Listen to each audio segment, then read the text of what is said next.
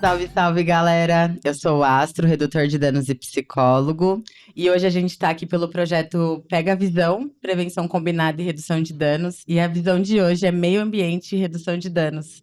Lembrando que o Edley é uma ONG civil feita por e para pessoas usuárias, pensando na redução de danos no uso de substâncias. E hoje a gente está com várias convidadas aqui super interessantes, animadas. Então eu vou passar a palavra para elas para se apresentar e a gente começar esse bate-papo de hoje. Oi, gente. Eu sou a Márcia, sou psicóloga de formação, redutora de danos e curiosa sobre as questões socioambientais.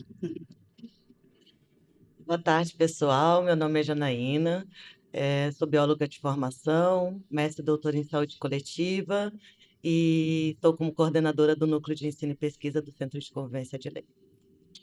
Achei. Muito obrigada por vocês terem topado estar aqui com a gente hoje. Vai ser muito massa trocar essa experiência. Acho que são pessoas que têm um vasto conhecimento diante desse assunto. Então, bora para a primeira perguntinha.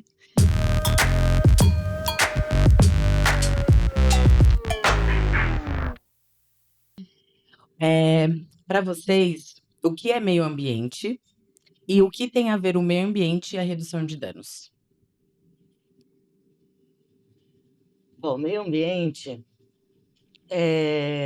são todos os elementos naturais, mas também artificiais, né? É importante dizer isso, que se interagem de alguma forma. Então, por exemplo, as pessoas só veem elementos naturais, né? Aves, plantas, nós, né? Peixes, mas as estruturas urbanas, os prédios, também é considerado meio ambiente. Essa sala é um espaço de meio ambiente, né? E quando a gente fala, né, o que o meio ambiente tem a ver com a redução de danos, a redução de danos é um conjunto de práticas e políticas de cuidado. E quando a gente fala de meio ambiente, a gente tem que se incluir nesse meio, né? Nós fazemos parte do meio. E tem que ser uma política de cuidado, não só para a fauna, mas para a flora, para todos nós, né? Como seres humanos, com qualquer ser vivo, e cuidar também das estruturas das nossas cidades e das nossas matas, né? Enfim, eu acho que a redução de danos, por ela ser uma prática de cuidado e junto com o meio ambiente que precisa de cuidado porque depende da nossa saúde. É, Quando a gente reconhece o meio ambiente como a parte, né, da gente como ser humano, eu acho que isso é um projeto mesmo de genocídio com a nossa flora, com a nossa fauna e com a nossa própria vida, né? Com determinadas populações que são as mais afetadas por políticas ambientais afrouxadas ou que inexistentes, né, que possam atender a demanda dessas populações que são mais afetadas pela degradação do meio ambiente, pela devastação, enfim. Eu também vou pensar meio ambiente como política, né? Política partidária, política social, política pública, né? Que é algo que a gente fala muito, mas ela tem toda uma rede que se conecta, né? Desde a ponta da periferia até a grande classe média, o grande poder aquisitivo, né, do nosso país, né? Porque aí a gente vai pensar os recursos naturais, né? A roupa que a gente veste, o óculos, a bebida, tudo que a gente consome parte do meio ambiente, né? E aí é isso que a gente tem que pensar. Como é que está sendo a exploração desse meio ambiente, como ele está sendo utilizado, né? Pensar numa perspectiva da redução de danos. Porque se a gente necessita dele para sobreviver, a gente tem que buscar recursos para cuidar, né? Para preservar esse meio ambiente, né? Para preservar os nossos recursos naturais, né? Porque é isso que a gente precisa muito discutir. Pensar toda essa linha que se conecta junto com o que você me traz, né? Com o que você traz para a gente aqui nessa discussão. E aí, como que vocês vão vendo a redução de danos dentro disso? Acho que para quem tem uma base vai já fazendo a costura, mas para quem está ouvindo a gente pela primeira vez, por exemplo, né, interessado aí pelo assunto de meio ambiente, como que vocês vão vendo a redução de danos costurada com o meio ambiente? Eu não sei você, mas quando eu vou, né, me colocando na cidade, né, comprando, consumindo, vivendo, né? Eu vou pensando no meio de consumo, né? No meio que extrapola. E aí a gente vai pensar no capital, né? O iPhone, que hoje a gente lança um iPhone, aí esse iPhone já não é mais útil, e aí você tem que comprar outro. E aí o que acontece com esse telefone? Como ele é reciclado, né? Como é a estrutura dele para não impactar o meio ambiente, a sacola, né? Então, eu vou pensar a redução de dano numa perspectiva do consumo do capital, né? Porque o capital ele tem uma ideia muito, muito interessante, que é aquela de mexer com a falta do outro, né? Com aquele vazio. Então, você tem um vazio, você vai comprar determinado produto e você vai ser preenchido com aquele produto. E aí, como é que vai pensar isso, né? Essa redução de danos. Então, antes de mais nada, a gente pensa na ponta. E aí a gente vai ver aqueles sites de internet agora, que é um grande facilitador de compra, sabe? A Shein, Shine, né? Shopee, a E gente pode quanto a falar um monte de marca aí. entende? Quanto a periferia ela vai consumindo, porque é barateado, né? O Mercado Livre aí, Uhum. né? E é barateado, é produzido de forma escravocrata, da exploração de força de trabalho, né, que vive uma miséria. E aí, como é que a gente vai pensando isso? Em um país, eu vi que tem um mar de tecido, gente. Assim, é absurdo, sabe? Então, redução de danos, a gente tem que pensar numa perspectiva, além de várias outras, né? Pensar no processo de consumo exacerbado, né? É isso. Pensar que redução de danos também é uma prática de cuidado e de um conjunto, né, de práticas de cuidado e políticas, não só para usuários, mas para pessoas, todas as pessoas afetadas pela política de drogas. Uhum. Pensando na redução de danos lá para cima, né, numa instância maior, numa questão mais ampla, pensando no crime organizado, ali tudo se conversa, né? Tráfico humano, tráfico de armas, uma série de crimes que são cometidos por grandes poderes, né? Que, como que eu posso dizer? Que colocam, que ali estão pessoas em situação de extrema vulnerabilidade, que não têm o que comer, Uhum. né? Não tem o que dar para comer para suas famílias e vê a única oportunidade de trabalho que tem e são elas chamadas de traficantes, enfim, né? Quando na verdade não é. Geralmente essas pessoas estão em lugares afastados, em cultivos ilegais. Então, é escondido, é afastado. Essas pessoas estão afastadas de programas de saúde pública. Uhum. Então, elas não têm atendimentos, elas não têm direitos trabalhistas, né? E elas estão sendo afetadas pela política de drogas, né? Elas estão ali nos campos ilegais, ilícitos, trabalhando de forma desumana. Uhum. Mas pensando assim, mais para a ponta, quando a gente fala de pessoas em situação de rua, por exemplo, elas que produzem, né, pensando no que a Márcia falou do capitalismo, quem que consome no capitalismo? Quem Uhum. tem dinheiro. Então, se a gente pensar em populações em situação de rua, elas praticamente não produzem lixo, elas vivem no lixo, porque a cidade. E recicla esse lixo, inclusive, né? Quando Isso, a gente vai eu ia falando dos chegar nesse ponto. catadores. Aham. Uhum. Elas vivem no lixo porque a cidade não fornece, né, uma gestão de lixo adequada. Uhum. Também escolhe os locais onde vão ser vulnerabilizados pelo lixo, pela presença do lixo, e aonde vai ser limpo, né? Jardins é Uhum. limpo, Heliópolis não é limpo, né? Uhum. Então, onde tem essas coletas, e também pensando que são os maiores recicladores do nosso país Total. e que não recebem nenhum incentivo governamental, nenhum apoio. Nem reconhecimento, né? Às vezes nem pela classe trabalhadora, quando a gente vai falando desse lugar dos recortes, né? Nem a própria classe trabalhadora identifica essa população enquanto classe trabalhadora, né? Exatamente. Então, e são pessoas que têm graves problemas de saúde, por exemplo, quem que morre no mundo por diarreia, sabe? Uhum. Diarreia, ninguém mais morre no mundo, né? pois no Brasil ainda existem mortes por diarreia. Então, são crianças que vivem em beiras de córregos, Uhum. né? Classe média alta tem água potável, tem água tratada para tomar um banho. Essas pessoas não. Então, quem mais sofre com a poluição dessas indústrias?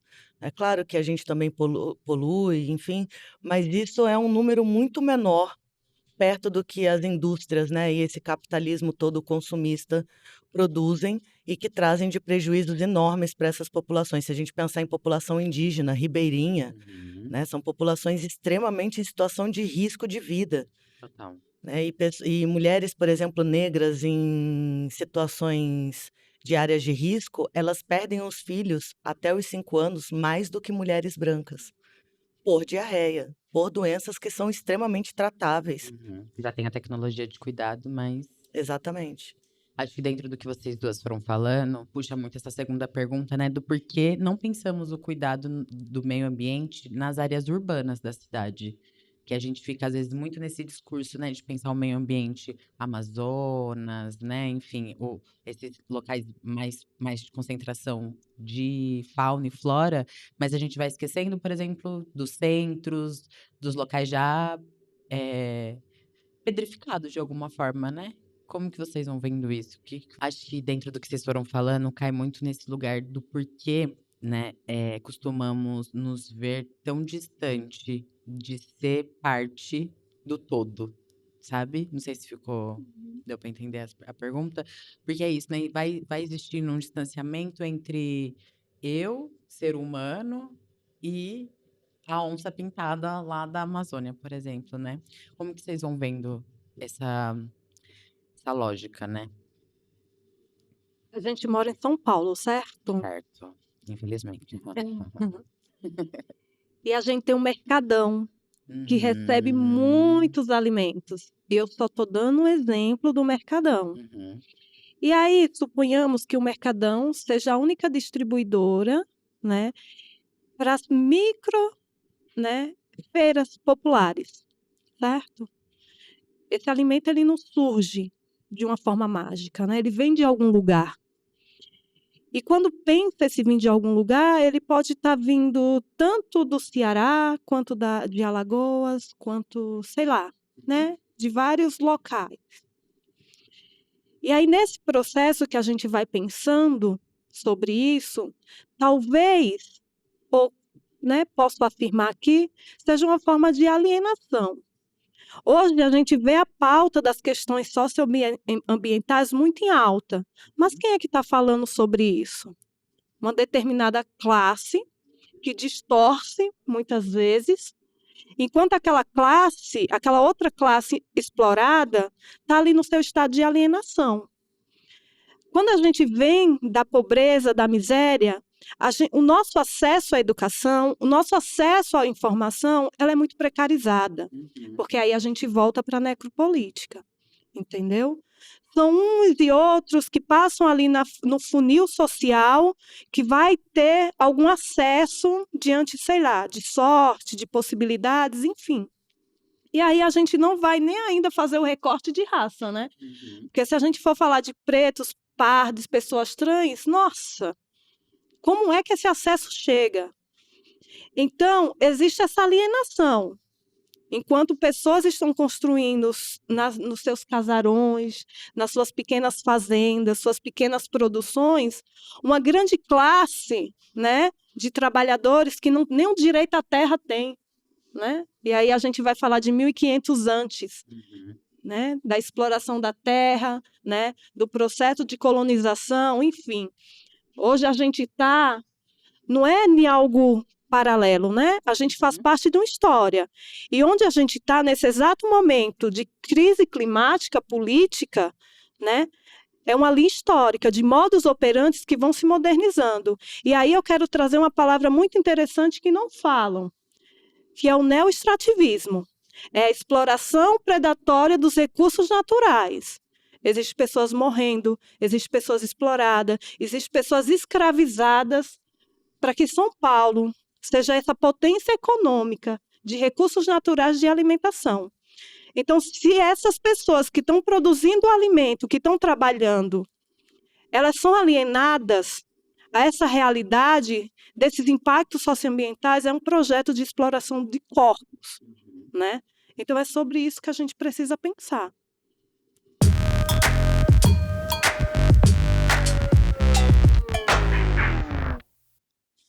Acho que dando continuidade aqui às nossas questões, uma coisa que eu trouxe para perguntar para vocês é, acho que vocês já responderam um pouco, mas vou enfatizar essa pergunta para a gente deixar as coisas, até o óbvio deve ser dito, né, nesse lugar. Vou sempre pensar que você tá chegando agora, tá, gente? Então, assim, se você não conhece redução de danos, meio ambiente, vem aqui com a gente. Então, quem é que sofre primeiro com as mudanças climáticas e quem está cuidando disso na base? A classe trabalhadora, a classe pobre, a população em situação de calçada, os corpos pretos, as pessoas trans, as crianças em vulnerabilidade, os idosos. Aqui eu quero trazer Maceió, né? Eu acho que foi algo que foi, né, tardiamente visto pela imprensa, né? A gente teve o afundamento do solo pela empresa Braskem, a qual vai participar da COP30, né? Contraditório. Mas houve o afundamento do solo em Maceió, por causa que estavam fazendo exploração do sal-gema, em cima de uma cidade onde teve mais de 30 buracos, né? As cidades, né, e os bairros se tornaram um grande queijo suíno e cederam. Isso assim, implantado uma empresa na época da ditadura militar. Então veja o quanto passou, né? E aí, nesse processo, houve a retirada das pessoas, né? Com pequenas casas, enfim, um descaso. Mas interessante nesse caso é que ficou um bairro, né? Frechal se chama o bairro, que está isolado socioeconomicamente. E aí, quando você percebe o perfil dessas pessoas, são pessoas pobres, que não têm acesso, né? E elas estão lá agora. Então, elas não têm acesso à escola, ela não tem acesso ao seu meio de lazer, ela não tem acesso à educação, à cultura, à saúde, estão isoladas. A gente teve um processo de suicídio. O último suicídio que teve foi de uma senhora que deu veneno para sua filha, para o seu gato e deixou uma carta para Braskem, lá no Frechal. A gente perdeu a nossa cultura. E eu falo a gente porque isso impactou a minha família também, né? Então, eu me incluo nisso. Então, isso impacta, sim, a um grupo, a uma classe. Lógico, tem suas várias, né? Várias formas de impactar. Todo mundo se impactou com isso, porque todas as classes sociais, elas perderam, tiveram perda. Mas quando a gente vai olhar isso, e principalmente quando é o processo de garantia de direito, que a Braskem tem que pagar, né? Quem é que vai ficando? Quem é que não consegue? Por exemplo, a pessoa que tem uma feirinha ali, né, que vendia, né, de forma independente ali no bairro, como é que ela vai provar que ela é uma vendedora autônoma, né, para a Braskem ressarcir o direito dela? Enfim, é isso que eu venho pensando, sabe? Sobre essa divisão de violência que vai acontecendo. Diante da fala da Márcia, só tenho que acrescentar 2 centavos, que eu acho que faz parte dessa população também, a população ribeirinha, a comunidade ribeirinha e comunidades indígenas, que são bem afetadas também. Mais mulheres, né, pessoas racializadas, enfim, todas elas, inclusive encarceradas, né, pessoas privadas de liberdade, sofrem muito com o meio ambiente, né. Eu lembro do congresso que eu fui esse ano e Dandara trouxe a fala de Ribeirinho, né? Porque é uma pessoa também que nasceu, é ribeirinha, e a partir da necropolítica foi retirado, né? Sua família foi retirada de lá e Dandara traz nesse congresso de redução de danos esse adoecimento mental que foi acontecendo por terem tirado as pessoas do seu habitat, né? Da onde cresce, da onde tem a história, da onde vive, da onde se alimenta, né? Aí pensando nas pessoas ribeirinhas que conseguem se alimentar ali na garagem de casa, vamos colocar assim, né? Nesse lugar. As marisqueiras, né? Quando a gente pega, vai lá e né, colhe o marisco, ele não pode estar morto. Uhum. Porque se ele estiver morto e vai tirar de uma conchinha que tem, não tem como vender, eles ficam tipo uma gosma, entende? Estão mortos. Então a gente vai lá, pega o marisco e, e retira ele vivo ainda, né, para revender. Elas não têm como, porque algo aconteceu ali naquele processo, né, do afundamento do solo que impactou. A gente precisa lembrar do óleo nas praias nordestinas que impactou a economia. Uhum. A falta de emprego, ela adoece a pessoa, ela leva a pessoa ao enlouquecimento, Uhum. entende? E quem é que vai ser mais impactado se não são esses trabalhadores artesanais? Total. Entende? Então, o turismo, o quanto foi afetado e a gente não fala sobre isso. A gente não tem uma resposta até hoje sobre aquele óleo, né? E o mais interessante, né, e absurdo, o povo nordestino tirou o óleo na mão, sem nenhum IPI, se colocando em risco, para ver o tanto de desespero que é, para não morrer de fome, para não perder o recurso de sobrevivência. Uhum. E acho que para além disso, né, quando a gente vai falando desse lugar das pessoas afetadas, a população em situação de rua, por exemplo, quando tá muito calor, o pé descalço, o asfalto, Queimar a pele. queimar a pele, né, a falta de água, né, para se hidratar, o transporte público, né, para quando a gente tá falando de classe trabalhadora, para quem pega trem, metrô, é um caos, assim, né, no calor, ou no frio extremo também, né, porque não é só o calor que machuca, mas o frio também machuca, mata, né, então é muito doido o quanto as coisas vão se costurando de fato, sabe? Como a Márcia falou, as pessoas que mais sofrem são as pessoas em situação de vulnerabilidade social, né? Sempre. E aí, por isso que eu acho importante que as políticas elas precisam ser construídas junto com a população que está sofrendo aquelas consequências. Por exemplo, fazer políticas sobre drogas, né? Vamos falar com as pessoas mais afetadas com a política de drogas, né?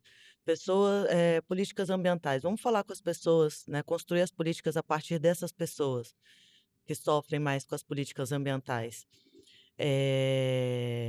Homem branco fazendo política pública para mulheres não vai dar certo, né? Pessoas cis fazendo políticas públicas para pessoas trans não vai dar certo, né? Nada sobre nós sem nós. Eu acho que primeira coisa que a gente precisa pensar em política pública é construir junto com essas pessoas. E pensando quem está na base quem está na base lidando com isso é a própria base, né? Juro. São as pessoas militantes, ativistas, né? E essas militâncias, esses ativismos, vêm das próprias pessoas que sofrem com as consequências dessas políticas, né? Uhum. São populações indígenas, são populações racializadas, são populações ribeirinhas, são populações quilombolas, comunidades quilombolas, né? São pop rua, são movimento negro, né? Que estão envolvidos nisso. Então, quando a gente fala de políticas ambientais, e que isso é muito dissociado dentro da sociedade, numa ideia geral do que somos nós e do que é o meio ambiente, como se fosse outra coisa, isso é mais um senso comum, né, que é um projeto do Estado que passa para a sociedade no geral, mas a militância mesmo sabe que não é, né? A militância mesmo não está ali preocupado só com os rios, não desmerecendo os rios, mas é não desvalidando o corpo de pessoas que estão ali também, né? E não desvalidando vidas que tem ali, desde pássaros, peixes, e inclusive o ser humano, né? Como parte integrante. Não existe nós e o meio ambiente, né? Nós somos o meio ambiente, né? Nós fazemos parte desse todo. Então, quem lida com a base é a base. Sempre nós segurando o rojão. Sempre nós segurando o rojão, nós segurando nossas mãos mesmo, Assim, ó. bem forte. E aí, pensando nisso que vocês estão falando, como que a gente consegue pensar o meio ambiente e o cuidado? Pensando na redução de danos, pensando no cuidado com as populações que a gente atende, que a gente vive, nós, né? Como que a gente se cuida pensando no meio ambiente? Já que você também traz esse lugar que a gente não é descolades, né? Desse ecossistema todo. Se fortalecer entre nós. Na Zona Leste, existem pequenos produtores, né, que conseguiram ali um espaço, né, abandonar um terreno, aí, ou mesmo quando tem a rede elétrica, né, aí os pequenos produtores ocupam aquela região e faz hortas comunitárias, se fortalecer entre nós, se é nós por nós mesmos, né. Uhum. Então esse fortalecimento, eu, por exemplo, tenho esse movimento de torrar café, de plantar, de fortalecer os agricultores, de compartilhar comida, né. Uhum. Plantou ali, eu sempre levo banana, fruta, o próprio café, então eu acho que esse é o caminho, né. E aí vem outra questão da terra, né, do direito à terra, porque só ficou hoje para alguns, Uhum. né. A grande maioria não tem mais direito à terra, né. Mas aí é isso, mas o que eu penso como primeiro caminho é se fortalecer entre nós, sabe, entre classe trabalhadora, entre população e pensar estratégias com a vivência dos nossos territórios. Uhum. O meu território, que eu moro na leste, não vai ser o mesmo território da sul. Eu acho que é isso, sabe, construir essa rede interna primeiro. Eu acho que a rede é fundamental, é a base. Uhum. E quando a gente pensa em cuidado, a gente precisa pensar num cuidado integral, e aí eu vou mais para a linha da saúde única, que não existe, a saúde das plantas ou a saúde da frutos do mar ou a saúde, dos mamíferos, né, ou do ser humano em si, mas tudo é intercalado, né, a minha saúde depende da sua, que a sua depende dos peixes, que os peixes dependem da planta, que a planta, né. Se a gente pensar nas mulheres marisqueiras, como a Márcia comentou, está afetando mulheres, né, está tendo violência de gênero nessa falta de políticas públicas, está acabando com a fonte de renda dessas mulheres, está deixando elas em insegurança alimentar, porque o que elas pescam, elas também comem. Quando nos territórios onde elas vivem, elas também fazem hortas comunitárias. Então, se aquele rio está poluído, a horta está poluída. Então, tudo depende, né, da nossa saúde como um todo, e não nossa saúde só como ser humano, mas como ambiente total, pensando em tudo. E eu acho que cuidado vai mesmo nessa intersecção, assim, sabe, de gênero, raça, classe, eh, cuidado com a fauna, com a flora, saúde pública está muito relacionado à vulnerabilidade e políticas ambientais e políticas de drogas. Então, eu acho que não tem como a gente formar políticas sem ter essas intersecções, atendidas dentro dessas políticas. Que é a encruzilhada da vida, né, que as coisas no fim vão todas se cruzando de alguma forma ou de outra, né. Acho que pensando dentro dessa linha que vocês estão trazendo, como que a redução de danos pode ajudar a minimizar os efeitos dessas desigualdades? Eh, a redução de danos, ela é muito singular e ela garante, direitos, ela promove autonomia, ela torna, né, permite dentro dessas práticas o protagonismo das pessoas mais afetadas por determinadas políticas. Então, quando a gente entende o contexto dessas pessoas, quando a gente entende a realidade, a possibilidade, o que ela quer, o que ela não quer, a gente consegue, né, fazer essas intersecções. Uhum. Quando uma coisa é dada para o geral e quem não se enquadra está fora, a redução de danos não é assim, né. Uhum. A gente não tem um protocolo, né, é uma tecnologia, mas não existe um protocolo, ó, é assim, assim, assado, né. Acho que o protocolo é a escuta, o respeito, a garantia de direitos, esse é o protocolo. Agora como a gente faz isso, é respeitando o contexto das pessoas, construindo junto com elas, né, com elas, para elas. Uhum. Eu acho que é essa a prática de redução de danos que a gente precisa ter como solução de políticas ambientais, assim, eu acho que pensando na saúde pública dessas pessoas também a gente vai cuidar dos nossos rios, a gente vai cuidar das nossas pessoas, a gente vai cuidar dos nossos peixes, enfim. Eu vou pensando sobre em situação de emergência e desastre, né. A gente precisa, como profissionais dentro desse campo, em uma situação de emergência e desastre, Olhar para os sobreviventes, porque tem o hábito social de falar são vítimas. Não, as pessoas que sobreviveram são sobreviventes. E nesse contexto de emergência e desastre, é a escuta. Mais do que ninguém, quem está no território sabe da demanda. E eles retornam como sobreviventes desses desastres ainda mais politizados, né? Então, dá escuta para quem vivencia, né? Escutar aquele território, porque ele fala, ele pulsa, ele tem uma subjetividade.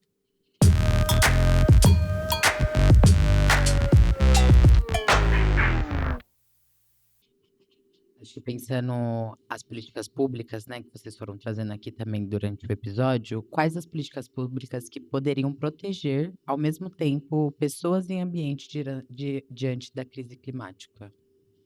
Saúde e educação. Saúde por quê? Porque se a gente for pensar, né, na urbanização, uma cidade urbana como São Paulo, a gente vai falar, né, e pensar sobre o saneamento básico, né? Então a saúde ela tem total e grande responsabilidade nisso. E educação para conscientização. E não educação de um contexto, né? Uma educação Liberal, né? ampla, mas uma educação popular. Uhum. E é importante frisar isso, né? Educação popular, educação de bairro, escutar a vivência daquelas pessoas e, a partir daquelas vivências, pensar planos de estratégia. Porque não adianta quando o desastre já aconteceu, né? Precisa fortalecer a comunidade, precisa preparar a comunidade, né? É isso. Gente, quando eu fico nervosa, eu fico muito sequelada. Eu já sou. Eu já sou. Tá tudo bem, respira, a gente tá entre Respira, amigos. pergunta de novo, por favor. Quais políticas públicas poderiam proteger, ao mesmo tempo, as pessoas e o ambiente diante da crise climática? Eu acredito que precisa ter incentivo para a economia, para essas populações. Precisa ter geração de renda, precisa ter incentivo à fiscalização, né? Tem uma frase curiosa de um professor meu de biologia que ele falou uma vez, né? Eu perguntei para ele como se monta um plano diretor. E ele falou: primeiro se dá o tiro e depois se desenha o alvo, né? Então, primeiro você vê o interesse do capital, você vê aonde que querem construir indústrias e se entende o que que é a área de preservação permanente. E aí, dependendo daqui 20 anos, se o interesse do capital é aonde está a área de preservação permanente, a gente redesenha, né, o plano diretor de novo e permite que essas pessoas constroem área de preservação permanente. Então, eu acho que o conjunto Políticas públicas? Eu acho que o conjunto de políticas públicas, ela não só ambientais, Uhum. né, mas políticas de drogas, políticas de acesso à saúde, à educação, acesso à Direito renda, humano, né? geração de renda, direitos Uhum. humanos, todos eles precisam se conversar para que se atenda à demanda dessa população, assim. Eu perdi um pouco o fio da meada, mas tudo bem. Mas é isso, assim, acho que também tem esse lugar do quanto vocês foram trazendo aqui, né? Esse lugar de ir costurando. O quanto as coisas não tão uma coisa ou outra coisa, né? As coisas são todas em conjunto.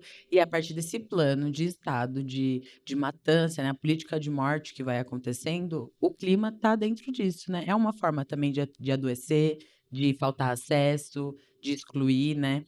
E aí vem, né, já essa pergunta que se a gente pensa a redução de danos enquanto uma estratégia de resistência, de sobrevivência e de pertencimento, que pistas ela dá para enfrentar a crise climática?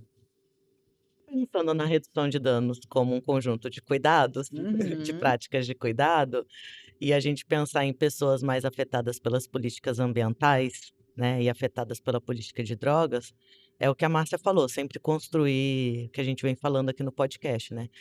Sempre construir com a população mais afetada, Eu não tenho aqui uma receita de bolo dizendo: "Olha, eu tenho uma excelente proposta". Não, eu acho que isso tem que ser construído com as pessoas mais afetadas, muito bem pensado, e existem diversos tipos de formas de afetar, né. Por exemplo, às vezes numa comunidade ribeirinha ou, sei lá, numa periferia, um tinha um comércio, né, e perdeu o comércio, o outro tinha a mãe que sustentava a casa, sabe, perdeu a mãe. Então, ali dentro tem diversos contextos de perda, diversas, consequências que precisa ser, como a Márcia falou, né, eles saem, esses sobreviventes saem com uma carga e muito mais politizados, Uhum. né. Então não tem como a gente falar de algo sem estar junto com eles falando, né, não vou falar sobre eles sem eles. Uhum. E que bom, né, que a gente não tem uma receita, porque se a gente tivesse uma receita seria um grande problema, né? Acho que a gente estaria com a grande questão aqui, nossa. E é esse o feeling, né, da questão. A redução de danos é isso. É do território para nós, como trabalhadores, como atuantes, e como voluntários, né? A gente vê nos processos de emergência e desastre o quanto de voluntariado surge, e aí vem outras questões internas que precisam ser pensadas. Então é isso, assim, né? A companheira respondeu o que me anseia, né? É do território para nós, De dentro para fora, de muitas dentro vezes, para inclusive, né? Esse fora. cuidado vai acontecendo. E que futuro vocês imaginam quando pensam em justiça climática e redução de danos andando juntas? O mundo ideal, né? Nossa, eu sou péssima, sabe, eu sou muito pessimista. Sem futuro pra Lisa aqui. Eu sou extremamente pessimista, cara, né? Tudo bem, E isso eu faz nem parte de uma sei se isso é resposta, inclusive. positivo ou negativo, Uhum. sabe?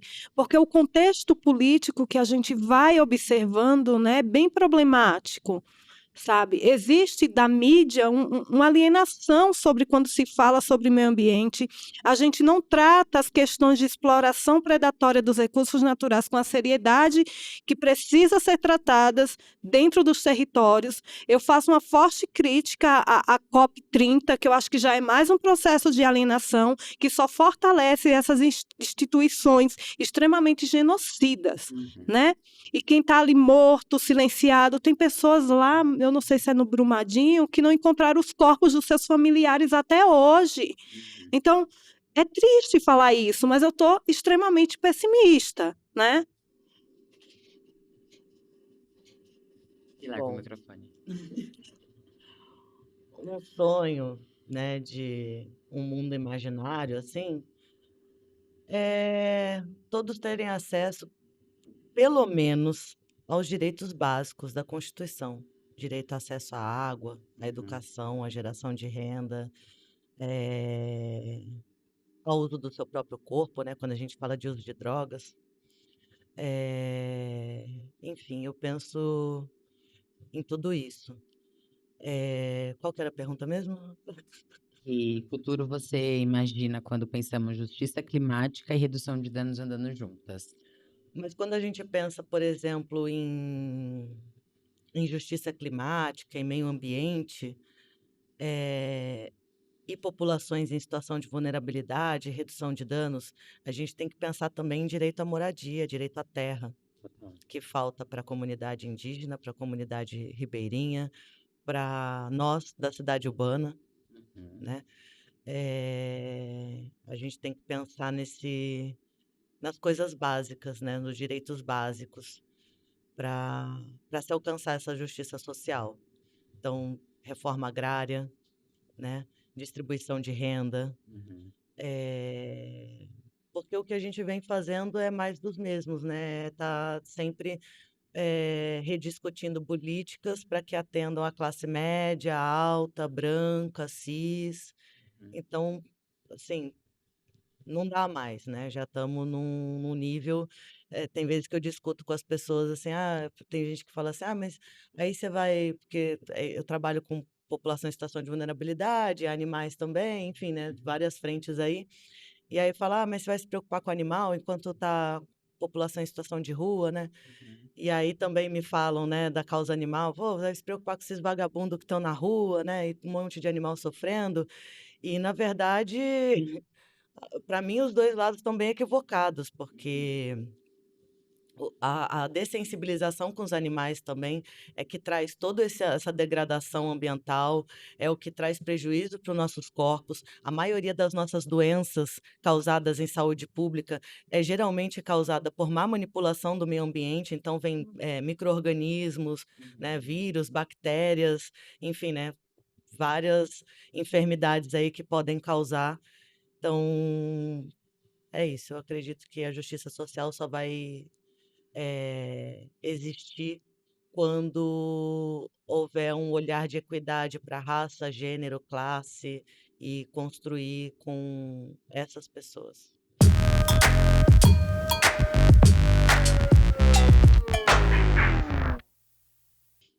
E aí, pra gente já ir caminhando pro final. Tô brincando.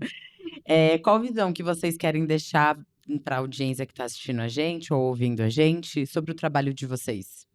Agora é hora de se promover, hein? Aproveita. Vixe, não sei me promover. Eu sou péssima para isso. Primeiro sigam o meu Instagram, né? Tem coisas legais por lá. @ Lyslane, Lyslane. Maravilhosa. Eu acho que é isso, né? Eu acho que é acessar conhecimentos, né, que vão além do que a imprensa, do que a mídia fornece, porque o conhecimento é uma ferramenta de luta também, né? Quando a gente conhece a informação, quando a gente acessa a informação adequada e a gente começa a desenvolver uma escuta para o outro, eu acho que a gente já segue um caminho aí que, enfim, talvez eu saia do meu pessimismo, sabe? Você tem 2 artigos também, né? Eu Já tenho 2 publicados. artigos, gente, tá Vai falar lá sobre meio ambiente, sobre inclusive. meio ambiente, né? As questões socioambientais, da territorialização forçada e sobre a fake news, né? Que a gente fala tão pouco sobre a fake news em situação de emergência e desastre. O link está na bio do meu Instagram. Vão lá e acessem. E aí, Janer, me conta mais de você. O que você quer que o público saiba de você?